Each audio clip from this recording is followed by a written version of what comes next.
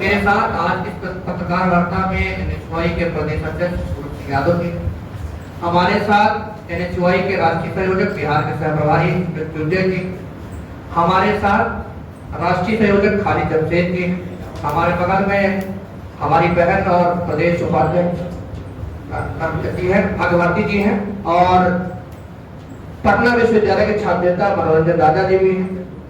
इन सभी का मैं स्वागत करता हूं। मैं सबसे पूर्व हूं, बिहार एनएचयूआई का मैं प्रभारी हूं। साथियों, बिहार में जिस प्रकार से छात्रों के मुद्दों पे, नौजवानों के मुद्दे पे, पेपर लीक के मुद्दे पे और नौकरियों के मुद्दे पे जिस प्रकार से बिहार की सरकार लगातार मौन है, लगातार निंद्रा में है। आखिरी विधानसभा सत्र शुरू हो चुका है, परंतु छात्रों के मुद्दे पिछले 5 वर्षों में कहूं या पूरे 20 साल जिस प्रकार से बिहार का छात्र नौजवान परेशान हुआ है, नौकरियों के मुद्दे पे परेशान हुआ, वो किसी से छिपा नहीं। बिहार में लगातार लोग पलायन करने पे मजबूर। अगर छात्रों को शिक्षा लेने के लिए छात्र बाहर जाने के लिए मजबूर है। बिहार में कोई ऐसा शैक्षणिक संस्थान नहीं है जहां छात्र अच्छी शिक्षा प्राप्त करे। शैक्षिक स्तर पर पलायन है, नौकरी के स्तर पर पलायन है, रोजगार के स्तर पर पलायन है। लगातार छात्र पलायन करने को मजबूर।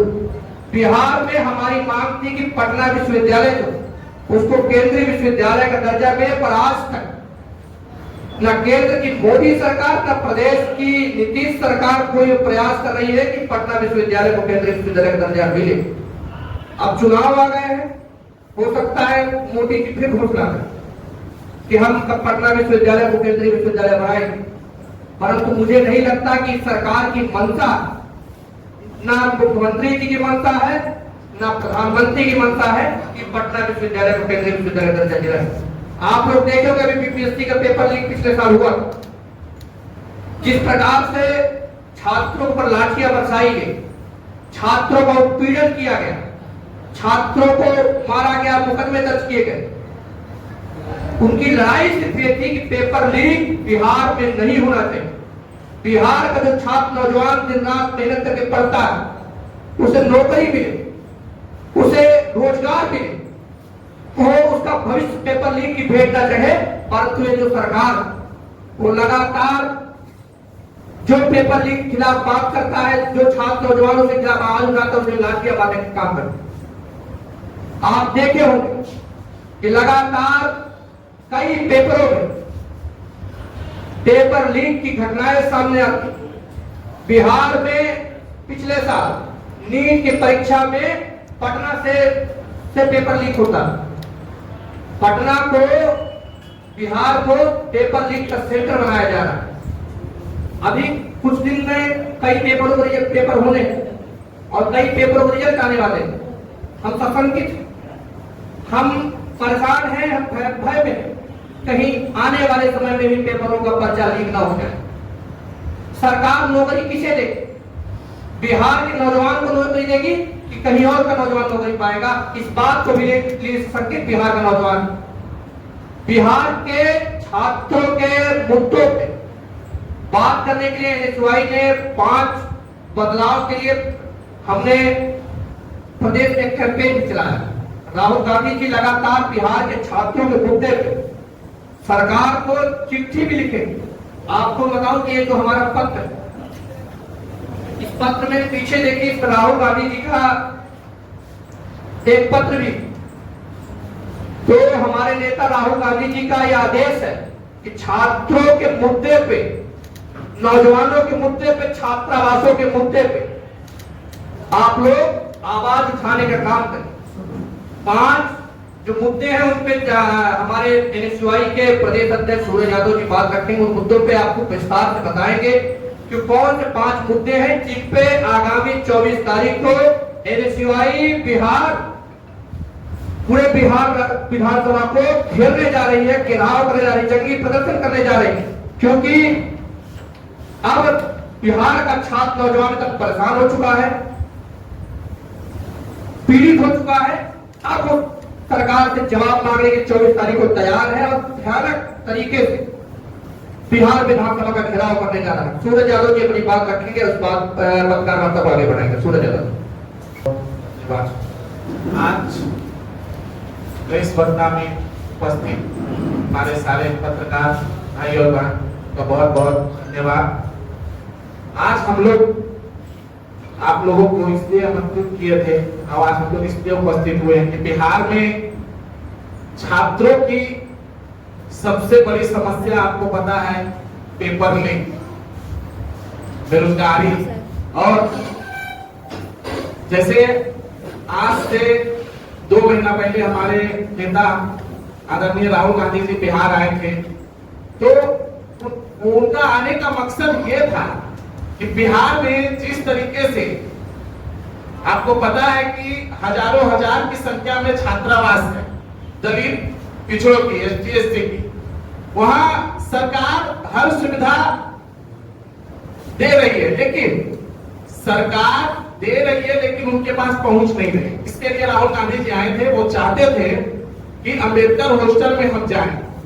वो दरभंगा गए थे लेकिन उनको रोक दिया गया। कारण आज जाकर के समझ में आया कि उनका जो आवंटन आता है, उनके जो राशन आते हैं, अंबेडकर छात्रावास, कर्पूरी छात्रावास, जितने भी दलित पिछड़े छात्रावास हैं जहां छात्र रह रहे हैं, वो सारा राशन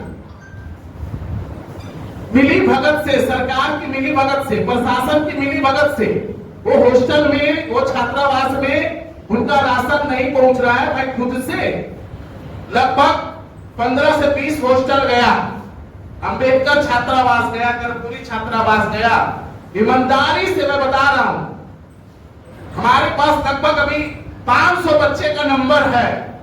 तो वो 500 बच्चे 24 तारीख के प्रोटेस्ट में भाग लेंगे हॉस्टलों से। उन बच्चों ने कहा कि आज से 1 साल 1.5 साल पहले हमें राशन मिल रहा था, हमें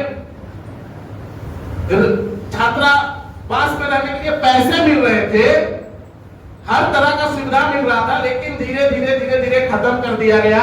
और हम छात्रावास के प्रशासन से बात करते हैं तो वो प्रशासन हमसे सही तरीके से बात नहीं करते हैं, उल्टे तरीके से बात करते हैं। तो मैं ये स्पष्ट कर देना चाहता हूं सरकार से कि बहुत ही जल्द वही छात्र, वही युवा, वही बेरोजगार आपको जवाब देने का काम करेगी। आने वाले 2.5 महीने में जो विधानसभा चुनाव होने वाला है, और आप पत्रकार बंधुओं तो आप बहुत जगह जा रहे हैं, समझ भी रहे हैं कि छात्र और युवा बेरोजगारों का मन कितना बदल चुका है। हमने आज से 2.5-3 महीना पहले पलायन रोको नौकरी दो यात्रा शुरू किया था, Congress party NSY youth Congress के नेतृत्व में। तो साथियों, उसमें इतने अच्छे रिस्पॉन्स मिले, इतने छात्र, युवा, नौजवान, बेरोजगार पलायन हुए, जो दूसरे स्टेट में पढ़ाई कर रहे थे, जो दूसरे स्टेट में नौकरियां कर रहे थे, किसी फैक्ट्री में काम कर रहे थे, उन लोगों ने फोन कर करके उस यात्रा में शामिल हुआ।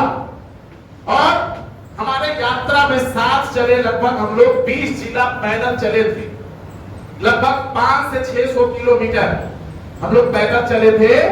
और वहां से पैदल यात्रा करते हुए हम पटना में विधानसभा घेराव भी किए थे। उस दिन भी आप लोग उपस्थित थे, आप लोग देखे होंगे किस तरह से नीतीश कुमार की जो वो प्रशासन है, बंधुआ मजदूर जिसको बोलते हैं, ये प्रशासन नीतीश कुमार के बंधुआ मजदूर बन चुके हैं।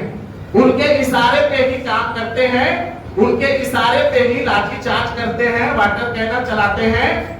मैं स्पष्ट कर देना चाहता हूं कि हमारा 5 मुद्दा है, जिस मुद्दे पे हम 24 तारीख को 12 बजे विधानसभा का घेराव करेंगे। पहला मुद्दा यह है कि बिहार में 3 साल की डिग्री अब 5 साल 6 साल में हो रही है पूरी।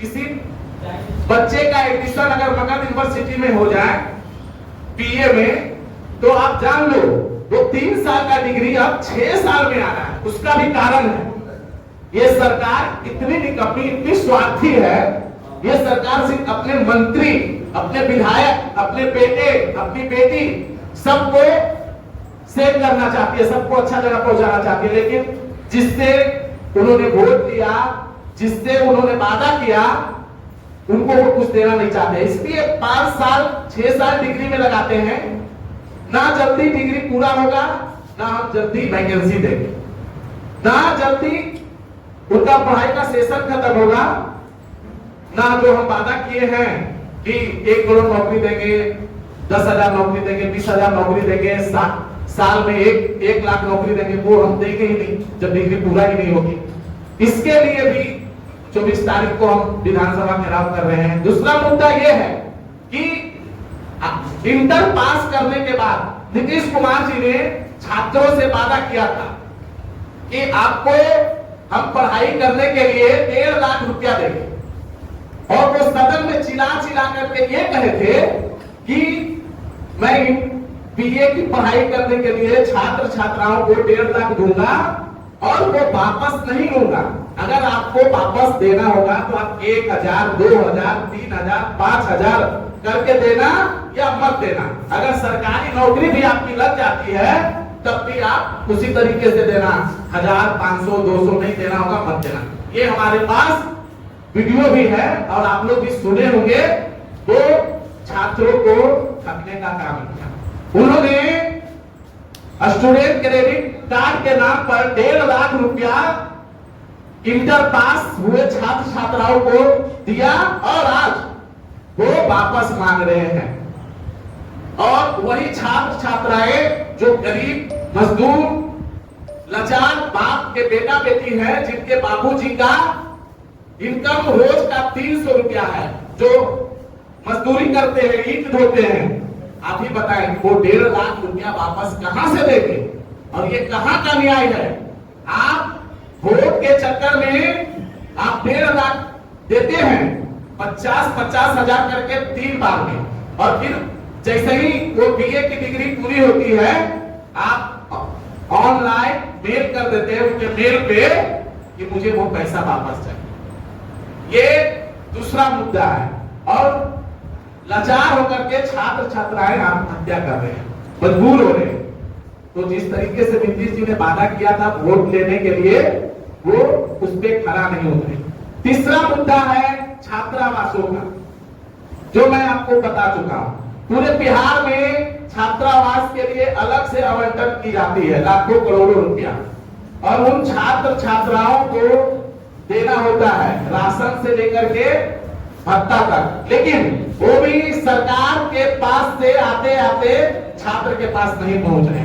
वैसे वो जो छात्रावास में छात्र छात्राएं रहते हैं वो अमीर नहीं रहते हैं, वो भी मिडिल क्लास के लोग ही रहते हैं, वो भी मजदूर किसान के बेटा रहते हैं, और उनका साधन नहीं मिल पाता है तो वो भी पढ़ाई छोड़ रहे हैं, वो भी बेरोजगार हो रहे हैं, पलायन हो रहे हैं, वो बाहर नौकरियां करने जा रहे हैं। इस तरीके से बिहार में, और साथ ही साथ 50% आरक्षण था ST SC OBC छात्र छात्राओं के लिए, वो 50% आरक्षण खत्म कर दिया गया। वो 50% आरक्षण क्यों नहीं मिल रहा है? ये बिहार की सबसे मतलब जर्जर स्थिति का ये मुद्दा है। इसी मुद्दा पे हम 24 तारीख को विधानसभा का घेराव हजारों हजार की संख्या में करने जा रहे हैं। पूरे बिहार से NSY के क्रांतिकारी साथी, छात्र छात्राएं, छात्र नेता सभी लोग उपस्थित हो रहे हैं, प्रदेश पदाधिकारी हो रहे हैं और राष्ट्रीय पदाधिकारी भी आ रहे हैं उस दिन, और सारे लोग हम लोग मिलकर के विधानसभा का घेराव कर रहे हैं। और धन्यवाद।